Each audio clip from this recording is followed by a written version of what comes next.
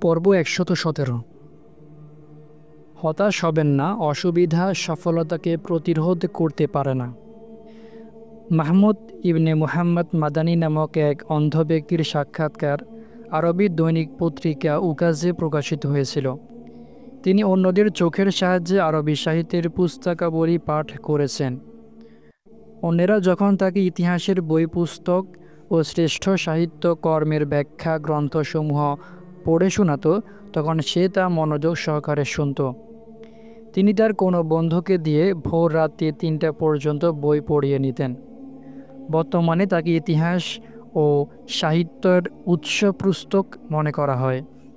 Asharq আওসাত নামক পত্রিকার প্রবন্ধকার মুস্তফা আমিন লিখেছেন, অত্যাচারী ও অন্যায়কারীদের সাথে মাত্র ৫ মিনিট ধৈর্য ধরুন। অল্প সময় পরে চাবুক পড়ে যাবে, শিকল ভেঙে যাবে, বন্দি মুক্তি পাবে এবং মেঘ অদৃশ্য হয়ে যাবে। তাহলে আপনার দায়িত্ব হলো শুধু ধৈর্য ধরা ও অপেক্ষা করা। একজন আরব কবি বলেছেন, কতই না বিপদ আপদে যুবকের মন ভেঙে যায়, অথচ আল্লাহর নিকট তা থেকে পরিত্রাণের পথ আছে। আমি একবার রিয়াদে মুফতি আলবানিয়ার সাথে সাক্ষাৎ করেছিলাম। শাসক গোষ্ঠী কীভাবে তাকে কঠোর পরিশ্রম সহকারে ২০ বৎসর বন্দি করে রেখেছিল সে কথা তিনি আমাকে বলেছেন। জেলখানায় থাকাকালে তার দণ্ডাদেশ পালনকালে তিনি প্রায় অত্যাচার, অন্ধকার ও ক্ষুধার শিকার হতেন।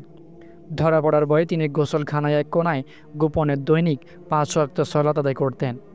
এসব সত্ত্বেও তিনি আল্লাহর নিকট পুরস্কারের আশা করতেন ও ধৈর্য ধরতেন।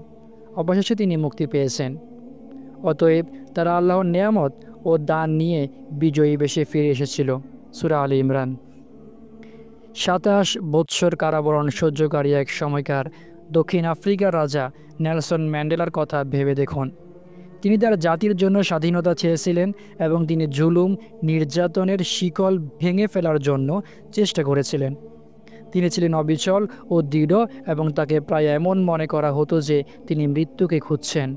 ফলে তিনি তার লক্ষ্যে পৌঁছেছেন এবং তার পার্থিব মর্যাদা লাভ করেছেন। মহান আল্লাহ বলেছেন, নুয়াফি ইলাইহিম আমালাহুম, দুনিয়াতে আমি তাদের কৃতকর্মের প্রতিদান পুরোপুরি দিব। সূরা হুদ।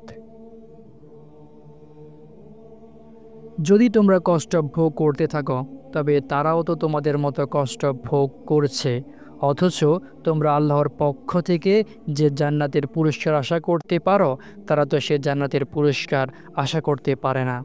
সূরা আন-নিসা। যদি তোমাদের কোনো আঘাত লেগে থাকে, তবে তাদেরও তো অনুরূপ আঘাত লেগেছিল। সূরা আল ইমরান।